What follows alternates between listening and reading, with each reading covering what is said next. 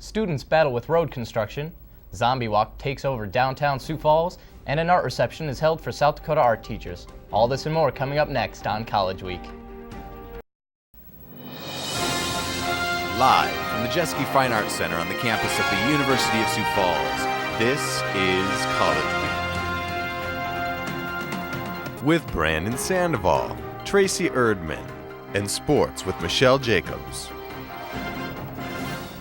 Good morning. I'm Brandon Sandoval. And I'm Tracy Erdman. Thanks for joining us.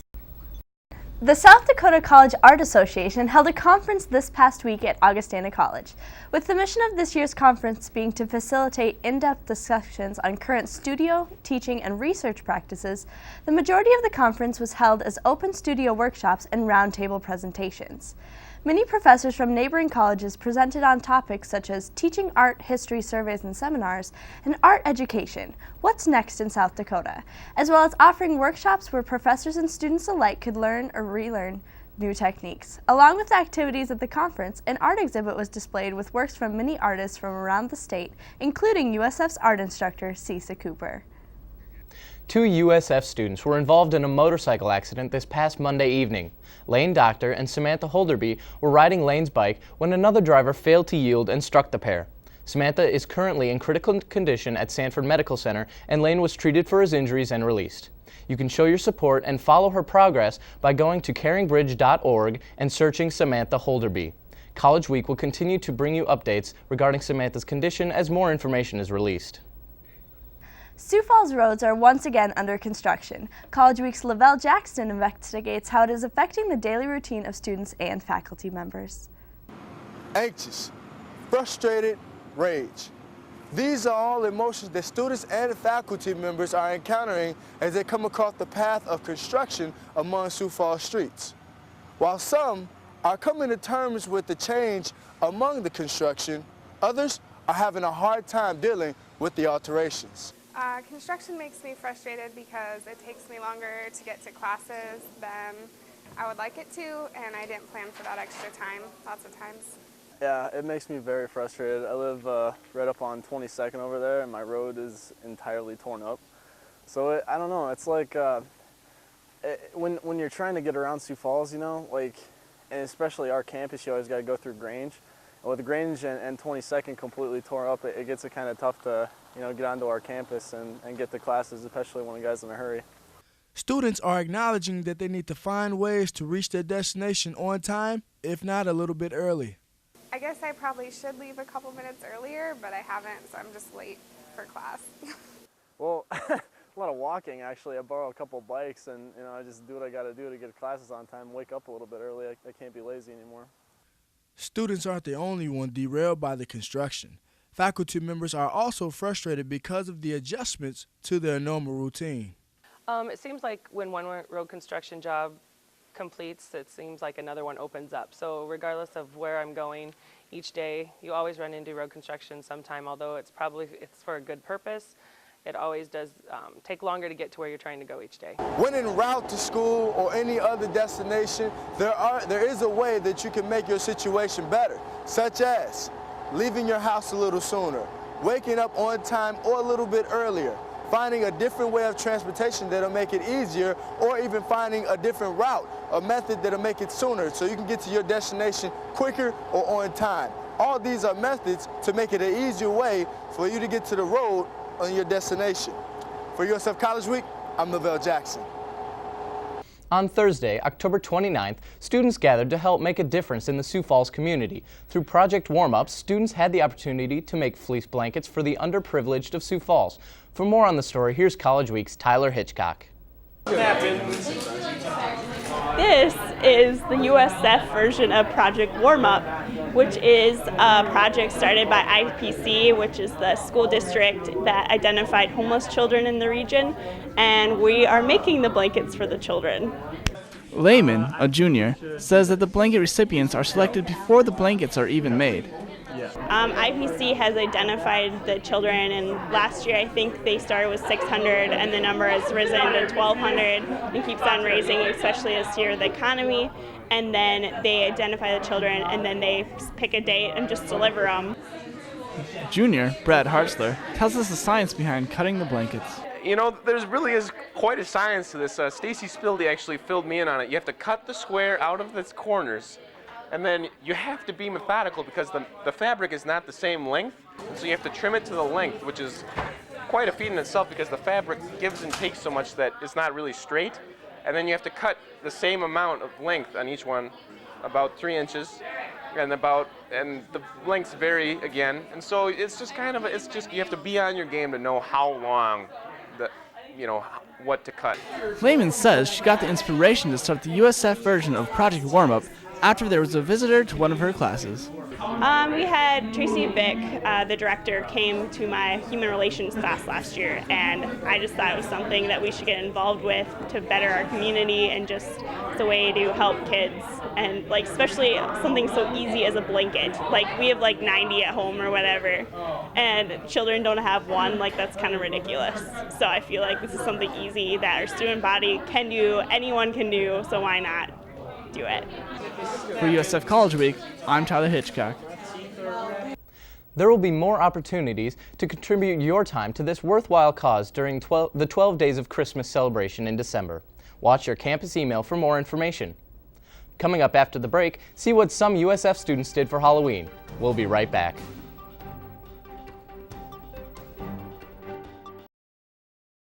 KCFS has experienced some technological upgrades. For more, here's College Week's Mary Eggstad.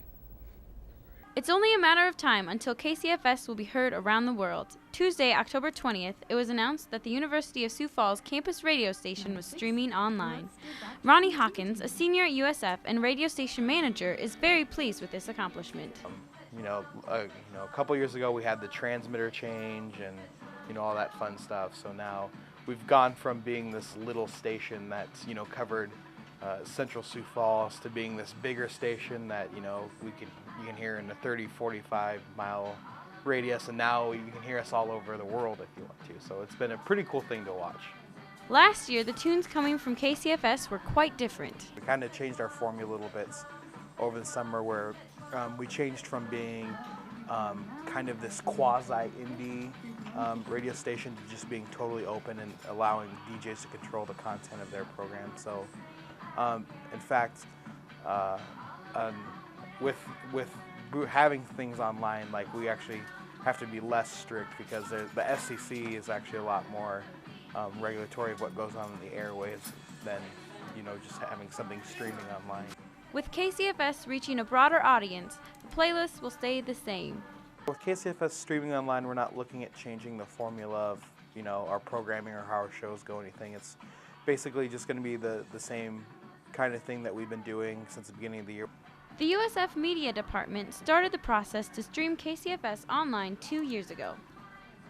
We worked with IT a lot during the summer, and they were upgrading servers and stuff, so that's why it kind of took a little bit longer than expected, but still, the middle of October, still made pretty good time on getting everything up and running. So the radio station won't only play music, it will also double as an extension of USF. Not only can we use KCFS as entertainment online, we can now use it as kind of a recruiting tool a little bit. So it was kind of just getting our name out there and trying to grow the media department. I think that putting KCFS online will really add to that. The DJs are excited about streaming the station online. New DJ, Caitlin Piper, says she likes connecting with her family and friends back home. Of course I do. I'm from Missouri, so my friends and family are able to listen to me then, and I don't know, they like it and I like it. It's kind of like a way to keep in touch with them, I guess. Check out KCFS on the radio at 94.5 FM or online at www.usiouxfalls.edu/KCFS. For College Week, I'm Mary Eggstad. One of the hardest things about leaving home for many college students is leaving their four-legged friends behind. Thankfully, Second Chance Rescue Center is always looking for dog and cat lovers to cuddle and walk their pets while they look for more homes. For more on the story, here's College Week's Stephanie Chomleski. Pets usually do not fit into the college lifestyle or budget. However, Second Chance Rescue Center allows students to love a furry friend while it awaits adoption. Humane Officer Dana Wigg tells us about volunteering opportunities. A lot of volunteer opportunities out here, and it's pretty much open for anybody over the age of 16 years old. We have a couple pages of volunteer information to go over. First, we do offer volunteer orientations.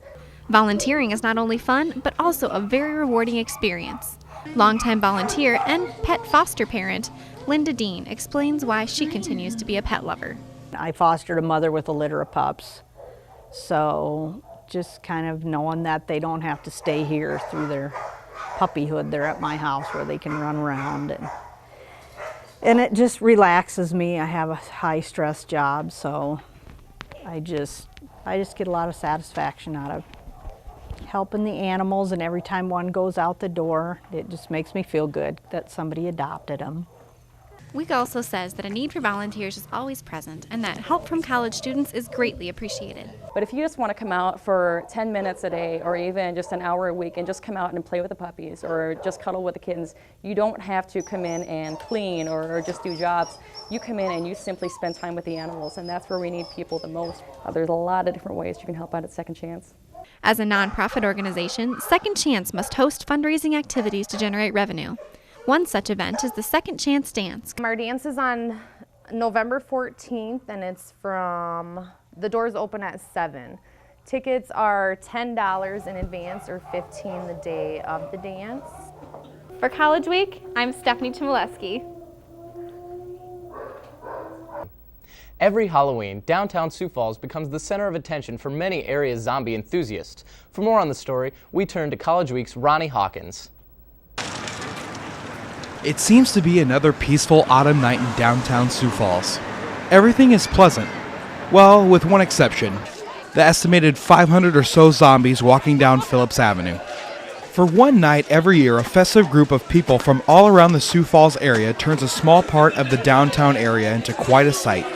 This year, the once small group saw a record turnout, and the long parade of zombies included every type of undead, from recently deceased celebrities to presidents, and even guitar-playing zombies.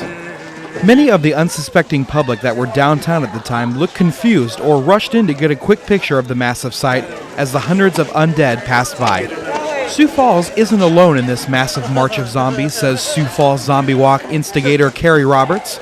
They happen all over the world, he explains, but he tells College Week what makes Sioux Falls Zombie Walk so unique. A zombie walk's just a group that gets together, gets dead, has fun. Here we just get together, we have live music, we raise money for charities. That's about it. It was really cool to see all the different people there, explained USF student Jordan Erickson, who also told us the process of what it took to become a zombie.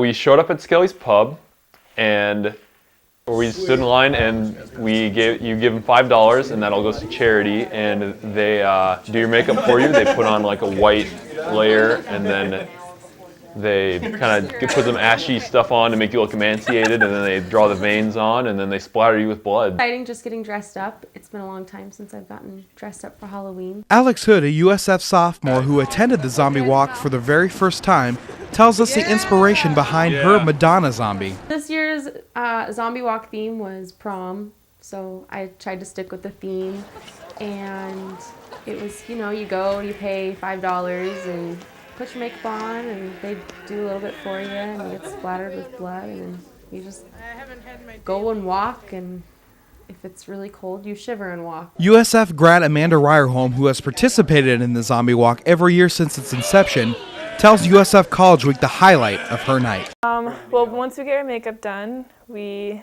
kind of hang out in Skelly's, and then at 6 we just walk around down Phillips Avenue and say brains a lot. It's pretty cool. For USF College Week, I'm Ronnie Hawkins. This year, the Sioux Falls Zombie Walk turned out over 450 zombies and raised $1,400 for the Sioux Falls Roller Dolls. Coming up next, Mary Eggstad sits down with Jody Noor, Director of New Student Recruitment on CrossDock. We'll be right back.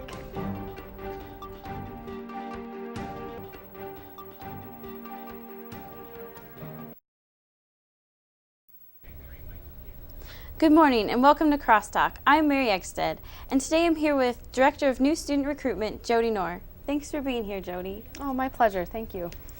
How many years have you worked at USF? I've actually been at USF a little over 2 years now.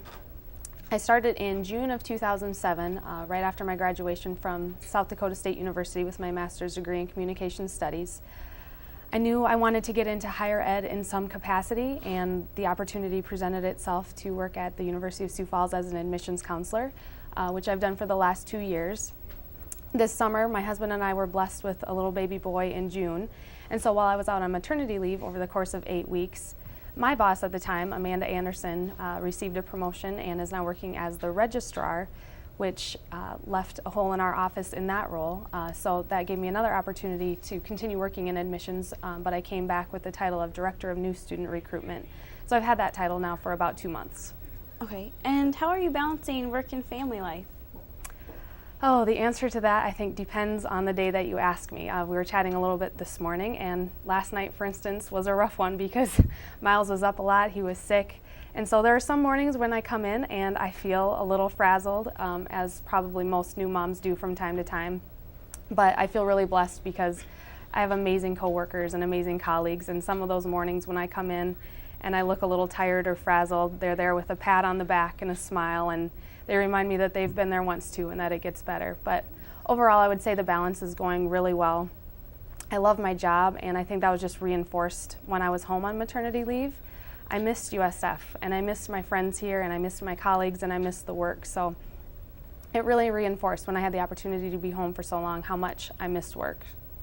Okay, and are you also an instructor here? I wouldn't term myself an instructor. I do have the opportunity this semester. I'm teaching a workshop on job searches and interviews. While I was at South Dakota State University, I had the opportunity to work as a graduate teaching assistant, and I taught some courses in Speech 101 and communications and interviewing. So that's given me some other teaching opportunities. So I'm having a lot of fun with the workshop this semester here. Can you describe exactly what you do as the Director of New Student Recruitment? Exactly what I do is completely different day to day. Overall, my general job includes overseeing the day-to-day operations of the admissions office and overseeing the admissions staff. And so I wear a lot of different hats. Right now, for instance, a lot of our admissions counselors are out of the office, and so I do some of their roles. I host campus visits and bring them to and from appointments. Before we had our full-time campus visit coordinator on staff, I was handling a lot of our group visit day planning. There's a lot of paperwork involved, a lot more meetings, and a lot more committees than when I was an admissions counselor, but I'm really enjoying it. And there are some new faces in the admissions office this fall. Can you tell me who they are and what they'll be doing? Sure, yeah. We have actually 3 new people on staff from this summer. We have 2 new admissions counselors, Carrie Yulberg and Keegan Warwick. Carrie and Keegan are both recent graduates of USF, and they were great hires for our office, and they're making phenomenal admissions counselors just because of the fact that they're so well versed in everything USF, and they really embodied what it means to be a student here, and they really relay that passion to prospective students. And then we also hired Kiki Bishoner. She's our new campus visit and special events coordinator. So she coordinates our day-to-day visits as well as our group visit days. Okay. With these hard financial times, how are you keeping the recruitment at all-time highs? I think every year we feel that pressure to increase our enrollment from the year before. And like you said, in hard financial times, I think we feel a little bit of extra pressure. But I think USF is really well equipped to handle discussions about paying for college and making education affordable, just because we've always fought a little bit of an uphill battle being a private school and costing more upfront or having more of a upfront sticker price than state schools or tech schools. So our counselors are really used to having those discussions with parents and prospective students. And also Laura Olson and her financial aid staff are invaluable to our office. When we have campus visitors, nearly every visitor to campus, which is nearly 1,000 visitors plus family and friends, they meet with financial aid staff. So that really helps. Okay, well, thank you for being here today. That was CrossDock, and I'm Mary Exted. Stay tuned for sports with Michelle Jacobs.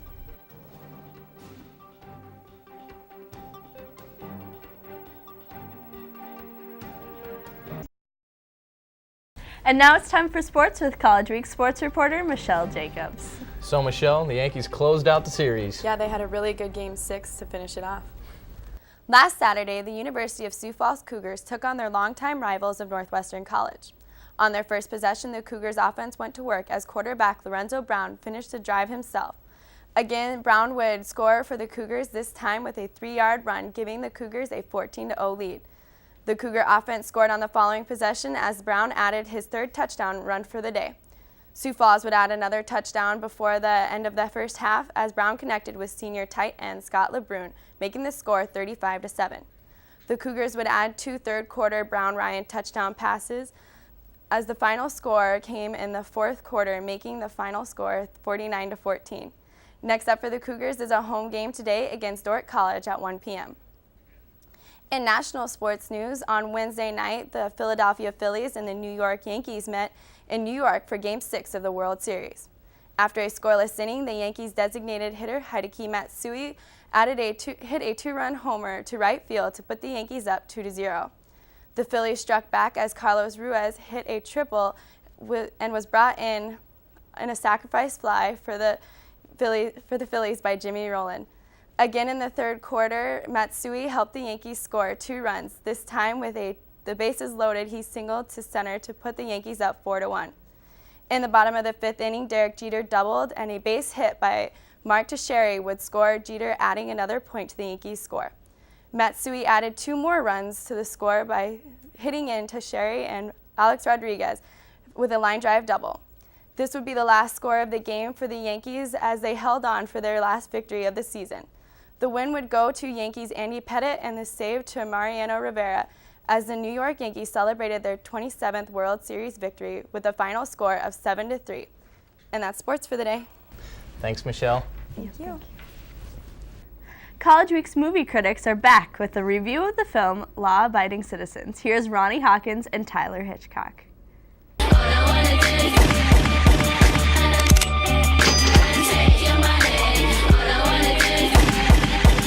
Hi, and welcome to College Week Movie Moment. I'm Ronnie Hawkins. And I'm Tyler Hitchcock. And today we are reviewing Law Abiding Citizen. It stars Gerard Butler and Jamie Foxx. It is rated R for strong violence, sexuality, and language, and is now playing everywhere. So the movie starts out with Gerard Butler's character, and his showing him as a family man, and then all of a sudden knock on the doors, people come in and end up killing his family. And this all happens in the first minute. He doesn't get quite the verdict that he wants with the bad guys. He ends up taking it into his own hands. He gets sent to jail for murdering someone, and it kind of just carries up from there. And the people that were involved in the case are still dying, and they're trying to figure out why, and you're also trying to figure out why. So just in quick summary, I thought Law Abiding Citizen was a pretty freaking good movie. It had lots of really good suspense. It was able to keep me on my chair, keep me guessing about what was going to happen next about the whole time. Gerard Butler and Jamie Foxx did very, very well portraying their characters and kind of their battle back and forth with the different things that go on. Very good, consistent suspense throughout the whole movie. It was really nice to watch both the characters and the plot unfold. It was a very well-written movie, and I think it's something definitely worth going and seeing. All right, Tyler, what'd you think? I really liked it. I agree with you. It was a really good movie. Gerard Butler's character did an amazing job. I think he started out this really sweet father-type character, and then in the end, he turns into this, I'm out for revenge, so I'm going to do whatever I can to kind of teach a lesson to people. And then Jamie Foxx's character did really well kind of supporting him, and usually I'm not a big fan of Jamie Foxx, unfortunately. Ooh. But you were impressed. I was impressed. Overall, I give it a 4.5 stars. It was good, but it wasn't quite perfect. There's a few aspects that maybe could have been tweaked a little bit, but otherwise 4.5 stars. What about you, Roy? What do you think? Just to be different, I'll say 4 stars. I agree with what you're saying. Dr. Slinger won't like it if we just agree on everything. Good. But anyways, 4 stars. I agree with what you're saying. I think the characters were both played very well, and I think it had a lot of consistent action. Pretty good. So overall, a pretty good movie. Yeah, overall. Very good, very good. Sweet. All right, well, back to you guys in the studio. And that wraps up another edition of USF College Week. I'm Tracy Erdman. And I'm Brandon Sandoval. Have a great day.